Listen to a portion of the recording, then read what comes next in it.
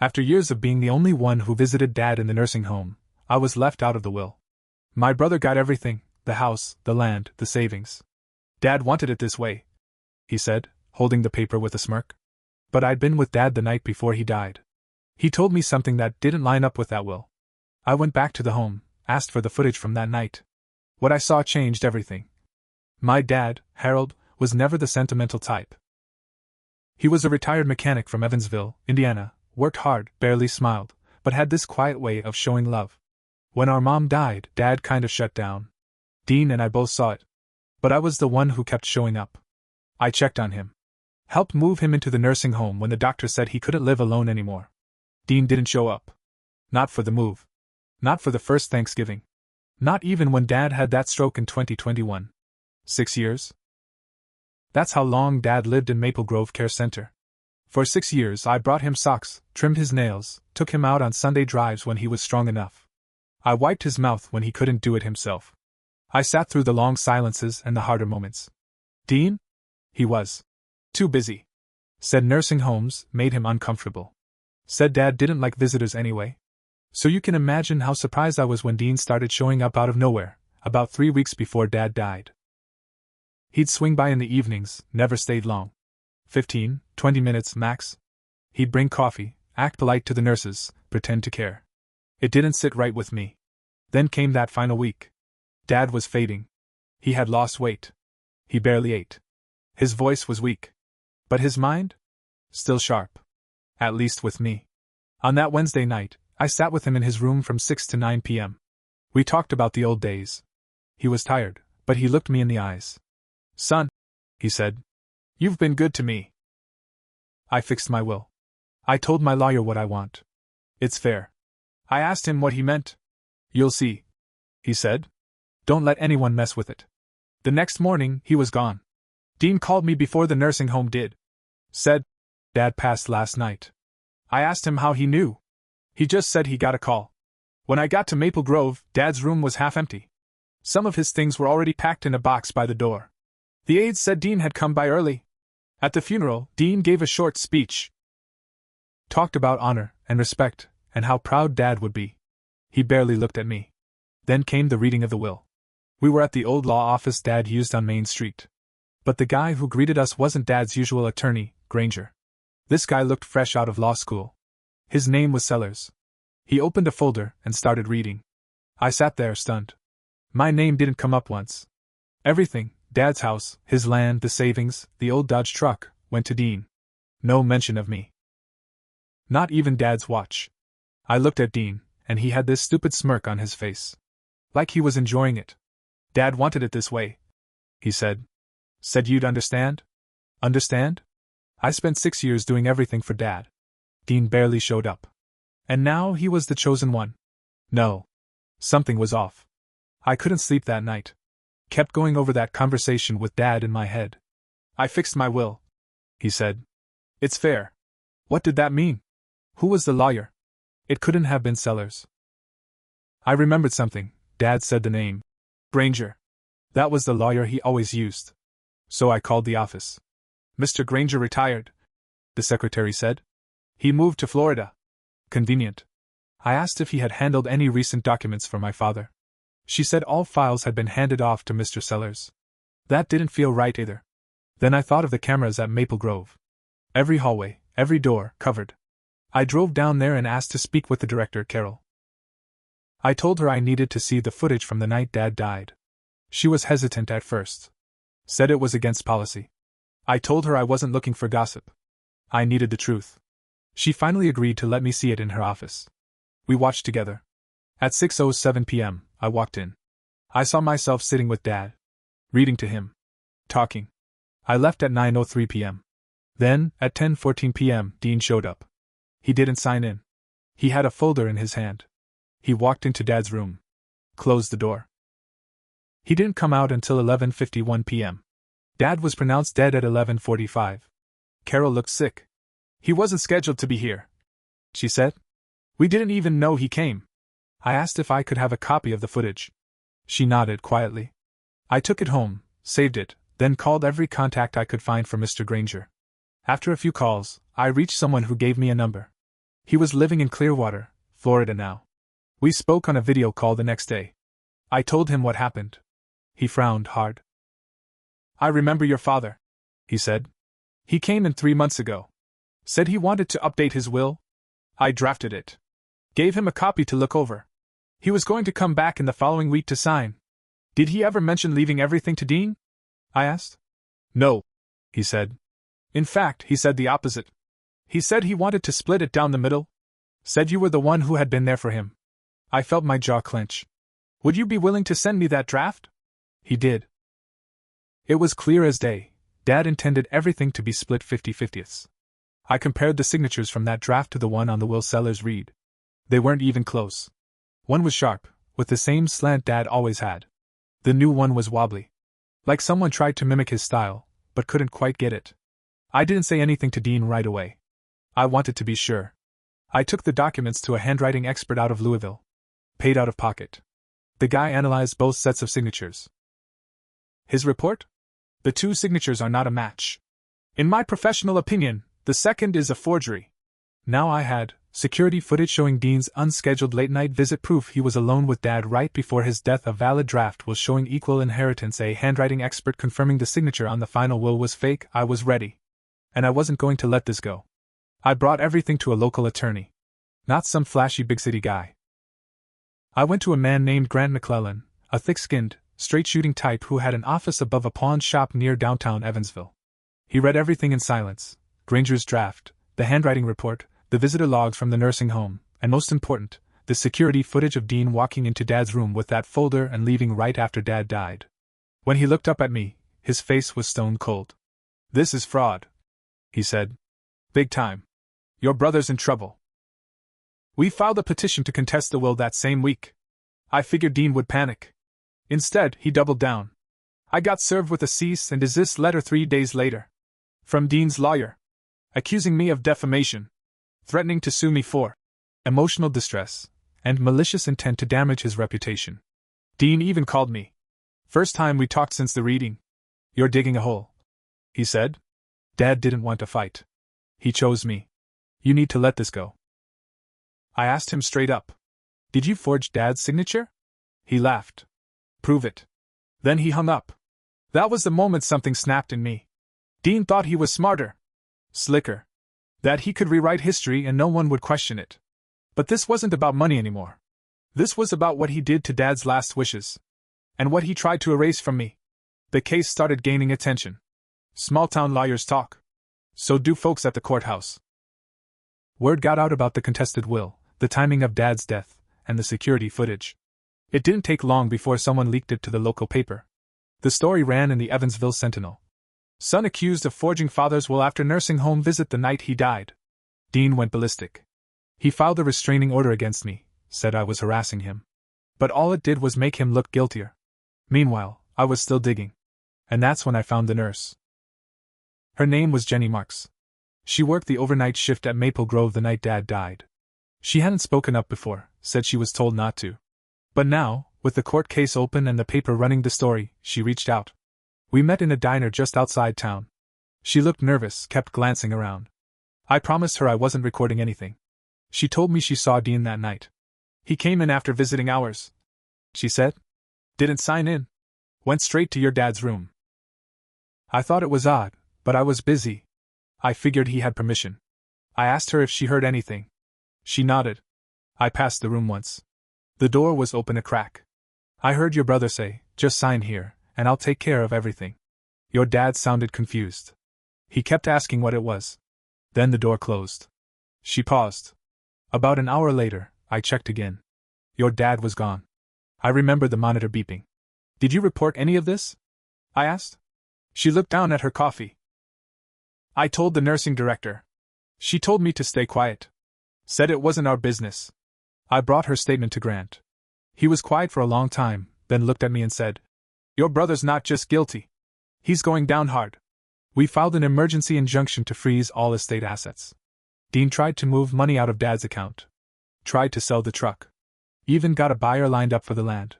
But the court shut it all down. Then the deposition hearing started. Dean showed up in a slick suit with a new lawyer from Indianapolis. Acted calm. Kept saying the will was real. That Dad made the choice. But when the footage was shown, the moment he walked in, then left after Dad's death, his lawyer looked like he swallowed a brick. They asked Dean if he was in the room when Dad signed the new will. He said yes. But when asked if anyone else witnessed the signature, he paused. Said, no. That was a problem. In Indiana, a will isn't valid unless it's signed in front of 2 witnesses. Dean forgot that part. That moment changed everything. Grant leaned over to me during the break and whispered. He just admitted the will's invalid. But there was still more. I hadn't planned on it, but I asked Jenny if she'd testify. She said yes. When she walked into the courtroom, Dean's face went white. She told the judge everything. How he pressured Dad, how confused Dad sounded, how she was told not to get involved. The judge ordered a handwriting expert of the court's choosing to do a second analysis. It matched mine.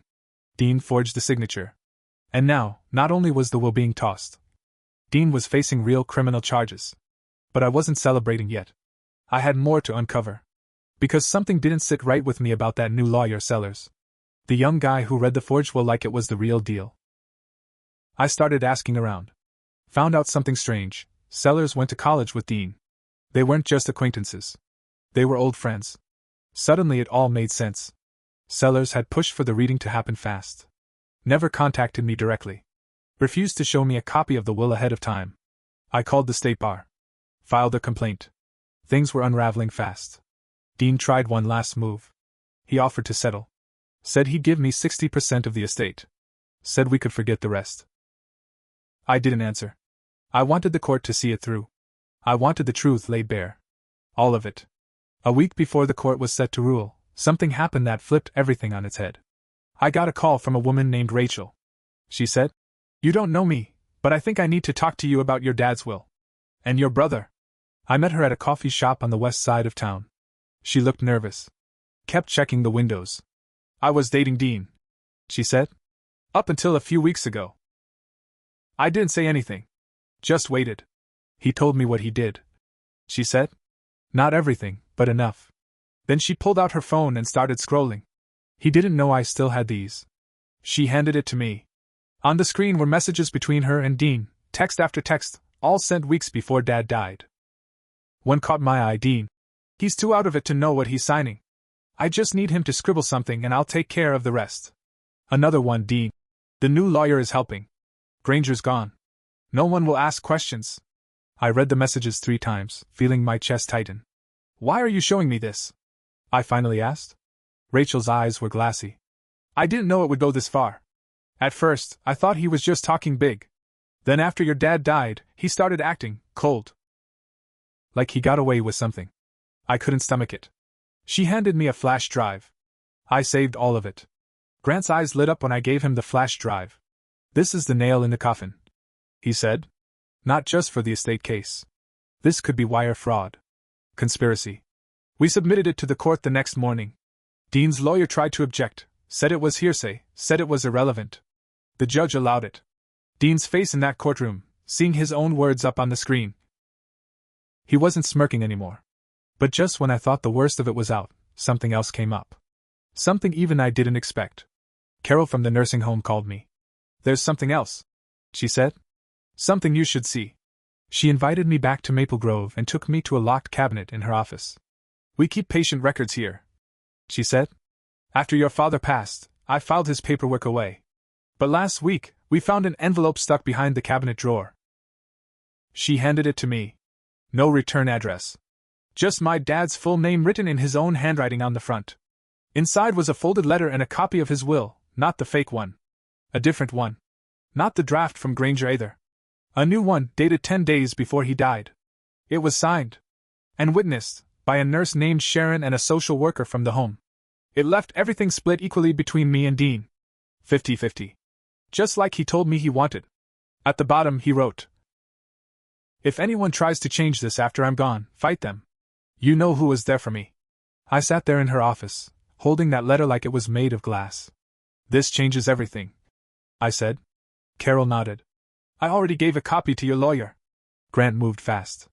We filed a motion to admit the newly found will into the case. Both witnesses signed affidavits confirming they were there when Dad signed it. The nursing home backed it. The judge reviewed the letter, the footage, the text messages, and all of it together. Dean was cornered. His lawyer started backing away. Told the court he'd been misled by his client. The state bar started their own investigation into sellers. And then came the final twist. Rachel, Dean's ex, wasn't just a jilted girlfriend. She had worked at the same title company that handled the land transfer paperwork. And she told me something that made my blood run cold. Dean already started the paperwork to transfer the land to a real estate developer, she said. He was planning to sell it behind your back. Already got an offer for over $600,000. The buyer thought everything was legal. The court froze that too. If we hadn't stopped him, he would have sold off Dad's land to some company that planned to build a warehouse on it. All behind forged documents. All while I was still trying to figure out why I wasn't even mentioned in the will. I couldn't believe the person I grew up with had turned into this. Dean used to be the one who protected me in high school. He taught me how to drive, how to shave, how to throw a baseball. But after Mom died, something in him went cold. Maybe it was jealousy. Maybe it was greed. Maybe it was both. But he crossed the line with Dad. And now, it was time for the court to decide what came next. Court was packed the day the final ruling came down. Local reporters were outside the courthouse. 2 of them even recognized Dean and tried to get a comment. He kept his head down. His face was pale. His new lawyer, his third one, looked like he wanted to be anywhere else. I sat in the back row with Grant, Rachel, and Jenny, the nurse who testified. The judge walked in and didn't waste time. He laid it all out. First, the forged will, invalid. The handwriting expert confirmed it was fake. The state had started a criminal investigation into Dean and into Sellers, the fake lawyer. His license was suspended pending the outcome of that investigation. Second, the draft from Mr. Granger, not legally binding, but credible. Then, the handwritten letter and the signed will found in the nursing home file cabinet, 100% valid. Signed by Dad, with 2 credible witnesses, notarized, and stored in a sealed envelope. It left everything split evenly: house, land, truck, money. Half to me, half to Dean. But then came the twist. Because Dean had used that fake will to try to sell Dad's land, the court ruled he had committed estate fraud and attempted theft. He was removed as co-executor of the estate. I was given full authority to administer everything. Dean got nothing until the estate was fully settled, and that was going to take a long time. Then came the sentencing. The judge referred the case to the county prosecutor for criminal charges. Not just forgery, but conspiracy to defraud an estate, and attempted real estate fraud. Federal wire fraud was even on the table because of the messages Dean sent Rachel about using Sellers to push it through. They led him out of the courtroom in handcuffs. Not a slap on the wrist. Real jail time. It didn't end there. The real estate developer he tried to sell the land to? They sued him for breach of contract and misrepresentation. Dean lost. Owed them damages. Then Rachel's messages ended up on the front page of the Evansville Sentinel under the headline: Local man forges father's will, tries to sell family land for profit. Dean's boss saw the story. He was fired by the end of the week. Worse? His wife left him. Took their daughter and moved in with her parents in Terre Haute. She filed for divorce and petitioned for full custody, citing ethical concerns and criminal conduct. Dean's life unraveled like a cheap sweater. He used to drive a BMW. Now he takes the bus. He used to post on Facebook about being a family man. Now his account is deleted. As for me, I didn't keep everything. I sold the house, but I donated the profits to Maple Grove's patient fund, under one condition: they fired the director who told Jenny to stay quiet. They did. Carol retired 2 weeks later. Quietly. No press. I kept the land. Every acre. Put it in a trust under Dad's name. No developers. No concrete. Just trees, grass, and peace. I moved the old Dodge truck to a garage I'm fixing up. Still smells like Dad's aftershave in there. I kept the fishing pole too. Last fall, I took it out to Lake Monroe and cast it off the dock like we used to. For the first time since all this started, I felt calm. I think back sometimes to that night. The one where Dad told me, "Don't let anyone mess with it." I didn't. I fought like hell. Dean tried to erase me from Dad's legacy, but in the end, he erased himself. And maybe I didn't get every dollar I could have squeezed out of this. But I got the truth. I got justice. And I kept my promise to Dad. That matters more than any will. More than any inheritance. Because when it comes down to it, blood doesn't mean anything if there's no loyalty. And loyalty? That's what Dad remembered in the end. Not the one who showed up for the money. The one who showed up when it mattered. Me.